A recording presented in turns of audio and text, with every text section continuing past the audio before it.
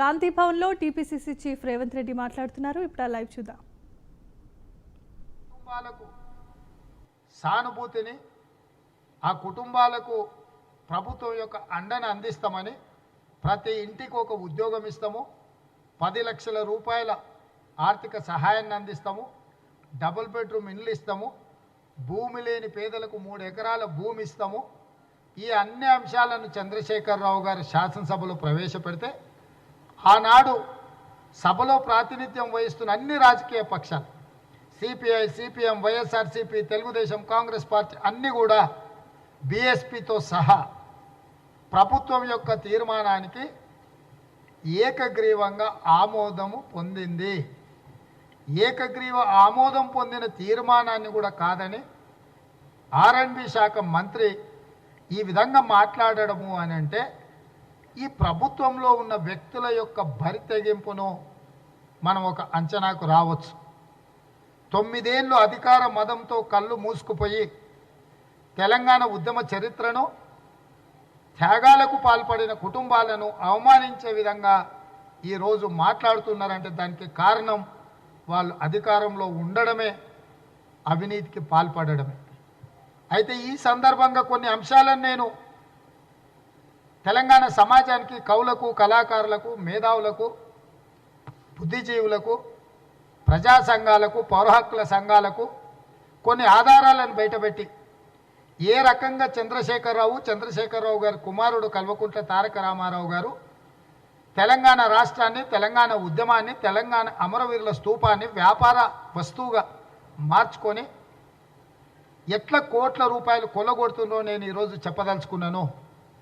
అమరవీరుల స్తూపం నిర్మాణానికి సంబంధించి 17/6/2017 జీఓఆర్టీ నెంబర్ 340 ఈరోజు నిపుణుల కమిటీని నియమించింది. 2017లో జూన్ 17 తారీఖు నాడు రాష్ట్ర ప్రభుత్వము నిపుణులతో కూడుకున్న వ్యక్తులను నియామకం చేయడం జరిగింది. దీంట్లో ప్రధానంగా conceptional design of martyrs memorial Shri MV Ramana Reddy, ఆయనకి ఎంత ఫీజు ఇవ్వాలనో కూడా రాసింది 1%. అదేవిధంగా architectural, structural drawings, electromechanical and public health engineering designs and drawings, technical specification and BOQ, bill of quantities BOQ అంటే 4% ఇవ్వాలని. అదే రమణారెడ్డి గారు రెగ్యులర్గా జరిగే పనులను పరిశీలించడానికి 0.5%, అదే TICL ఈ BOQ ఇవన్నీ చూడడానికి ఇచ్చిన తనికెళ్ళ కన్స్ట్రక్షన్ కంపెనీ అనే దానికి ఇంకొక 0.5%, అంటే టోటల్గా 6%. 1.5% డిజైన్లు చేసిన ఎంవి రమణారెడ్డి అనే ఒక స్కల్ప్టర్కు 4.5% ఈ డిజైన్లు, ఆర్కిటెక్చరలు, స్ట్రక్చరల్ ఇంజనీరింగు ఏ విధంగా ఈ నిర్మాణంలో సాంకేతిక లోపాలు లేకుండా పనిచేయడానికి ఒక సంస్థను TICL ఆ సంస్థ పేరు, ఆ సంస్థకు 4.5%.